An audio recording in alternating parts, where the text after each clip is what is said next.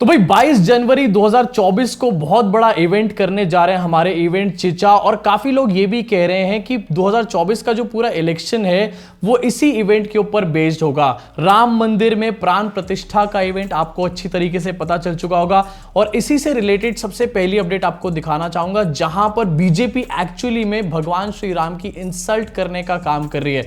सबसे पहले देखिए अपनी स्क्रीन के ऊपर BJP Karnataka official Twitter handle एक ग्राफिक ट्वीट करता है जिसमें लिखा बताया गया कि 22 जनवरी 2024 प्राण प्रतिष्ठा का इवेंट, मोदी की गारंटी, पता नहीं कौन से मोदी की गारंटी। और नीचे जो है आप जरा देखिए ध्यान से, भगवान श्री राम छोटे हैं और मोदी जी को बड़ा दिखाया गया है और मोदी जी भगवान श्री राम को लेकर आ रहे हैं। ये पहली बार नहीं हुआ है, पहले भी हो चुका है।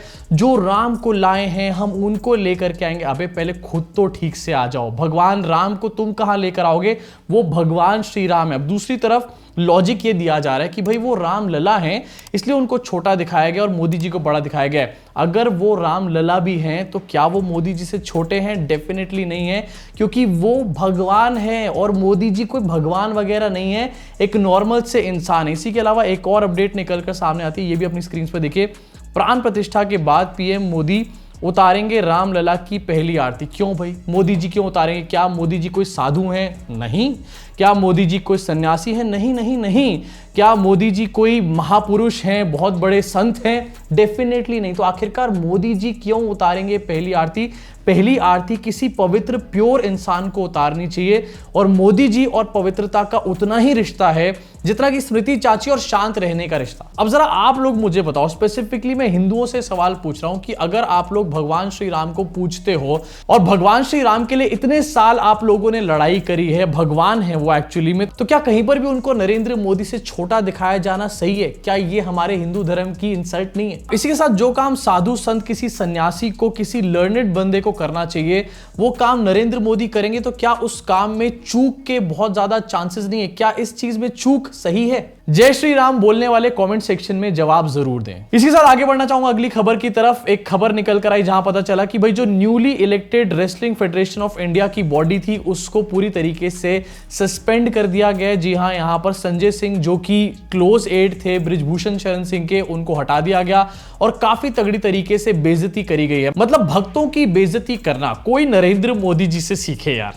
इतने दिनों से भक्त लगे पड़े थे मोदी जी का बचाव करने के लिए, बृजभूषण शरण सिंह का बचाव करने के लिए, और इस एक्शन के बाद मोदी जी ने क्लियर करके रख दिया कि हाँ एक्चुअली में बृजभूषण शरण सिंह की गलती थी और रेसलर्स जो हैं उनका पलड़ा यहां पर भारी था। अब ये न्यूज तो निकलकर सामने है, लेकिन इस न्यूज के बाद एक रिवर्स ऊनो खेल दिया यहां पर हमारे रेसलर्स ने। आपको दिखाना चाहूंगा आपकी स्क्रीन के ऊपर, बजरंग पुनिया वापस लेंगे पद्मश्री सम्मान। इनफैक्ट अब ये भी कहा जा रहा है कि साक्षी मलिक जो है उनका कुश्ती छोड़ने का फैसला जो था उसके ऊपर वो दोबारा विचार कर सकती हैं। उनकी माताजी ने ये बात बोली है।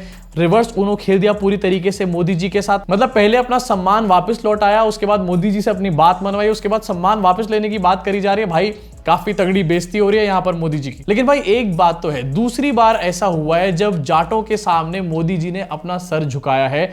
और ये ऐसे वाले जाट नहीं है जो संसद में बैठकर सिर्फ रो रहे हैं, फालतू में जाट कार्ड खेलने का काम कर रहे हैं। एक्चुअली में इन्होंने ग्राउंड पे कुछ किया है। पहले हमने देखा किसानों के टाइम पे और अब हम देख रहे हैं कि रेसलर्स के सामने भी मोदी जी का हो गया है मोए मोए। इसी साथ आगे बढ़ना चाहूंगा और भैया जाट कम्युनिटी के सबसे बड़े हीरो के बारे में बात करना चाहेंगे। क्या आपको क्या लग रहा था, साक्षी मलिक या फिर बजरंग पुनिया? नो, मैं बात कर रहा हूं जगदीप धनखड़ के बारे में। यहां पर जगदीप धनखड़ जो कि हमारे देश के वाइस प्रेसिडेंट हैं, ऐसा लग रहा है कि वो जगदीप धनखड़ नहीं है, वो निरूपा रॉय हैं। जी हां, हर रोज आजकल बाहर निकल के रोने का काम किया जाता है और ऐसा लग रहा है कि वो शायद करण जौहर की अगली फिल्म के लिए ऑडिशन दे रहे हैं या फिर एकता कपूर के सीरियल में भैया मिहिर बनने का इरादा है इनका। एक वीडियो इनकी सामने आई जहां पर ये कह रहे हैं कि भैया मैं जो हूं सफर कर रहा हूं, बहुत बड़ा सफरर हूं। मतलब यार यहां पर भी औरी को टेपना शुरू कर दिया। औरी ने कहा I am living, I am a liver. इन्होंने बोल दिया कि I am suffering, I am a sufferer. देखो इस वीडियो को। I am a sufferer. A sufferer knows how to withstand from inside. Take all affronts, all insults with one direction. We are in the service of our Bharat Mata. You will have to show integrity. You will have to exhibit high ethical standards. There will I am a sufferer। कितनी acting करी जा रही है। धनखड़ साहब, इतनी ही मेहनत अगर आप अपनी ड्यूटीज को निभाने के लिए कर लो तो भैया हमारा देश कहीं का कहीं पहुंच जाएगा, डेमोक्रेसी वापस ला सकते हो। धनखड़ साहब बचा लो। लेकिन नहीं भैया, इनको संसद में एक्ट नहीं करना, इनको बाहर निकल के एक्टिंग करनी है। इसके साथ आगे बढ़ना चाहूंगा, एक और खबर आपको दिखाना चाहूंगा। भक्तों का काफी तगड़ा बर्नॉल मूवमेंट यहां पर हो चुका है। एक न्यूज अपने स्क्रीन पर देखिए। राष्ट्रपति भवन टू स्क्रीन शाहरुख खान डंकी, यानी कि डंकी मूवी जो आई है शाहरुख खान की रिसेंटली, जो कि काफी अच्छी लगी मुझे भी, उसको राष्ट्रपति भवन में स्क्रीन किया जाएगा। और ये पहली बार नहीं हुआ है, इससे पहले भी शाहरुख खान की मूवी स्क्रीन हो चुकी है राष्ट्रपति भवन में। और ये देखकर भैया भक्तों का ऐसा तगड़ा बर्नॉल मूवमेंट होता है, बर्नॉल की शॉर्टेज पड़ जाती है कई कई दिनों तक। आगे बढ़ना चाहूंगा और एक और मैटर हो चुका है यहां पर, उसके बारे में बात करना चाहूंगा। साउथ वर्सेस नॉर्थ का एक और मैटर सामने आया। डीएमके के एक सांसद का स्टेटमेंट अपने स्क्रीन पर देखिए। डीएमके के सांसद दयानिधि मरन ने यह स्टेटमेंट दिया है कि Hindi speakers from UP Bihar clean toilets in Tamil Nadu. ये कुछ ज्यादा नहीं हो गया यहां पे? मतलब यार ये जो देश के नेता हैं इनके अंदर दिमाग कम है, ये बात समझ में आती है, लेकिन भाई उस बात को बार बार ब्रॉडकास्ट क्यों करना है? कुछ पार्टी के शायद फॉलोअर्स यहां पर मुझसे नाराज हो सकते हैं, लेकिन भाई ये काफी ज्यादा घटिया अपने आप में स्टेटमेंट है और काफी घटिया मानसिकता को भी ये दर्शाता है। चलो भैया, एक बार को टॉयलेट तो साफ हो सकता है, लेकिन तुम्हारी घटिया सोच ऐसा लग रहा है कभी साफ भी नहीं हो सकती। अब इसको लेकर के बिहार के जो डिप्टी सीएम है तेजस्वी यादव, उनका भी एक रिएक्शन सामने निकल कर आया, विच इज क्वाइट वैलिड। अपनी स्क्रीन पर देखिए। बिहार और यूपी के मजदूरों की पूरी देश में लोग मांग करते हैं, अगर वो ना जाएं तो उनकी जिंदगी ठप हो जाएगी। डीएम के सांसद दयानिधि मरन के बयान पर बिहार के उप मुख्यमंत्री तेजस्वी यादव ने ये बात कही है और ये बात मुझे भी काफी हद तक सही लगती है। भाई बिहारियों से पंगा नहीं लेना किसी भी तरीके से। कहावत है भाई, एक बिहारी सीट हमारी और दो बिहारी पूरी ट्रेन हमारी। एक बिहारी सब पे भारी वाली भी काफी कहावत है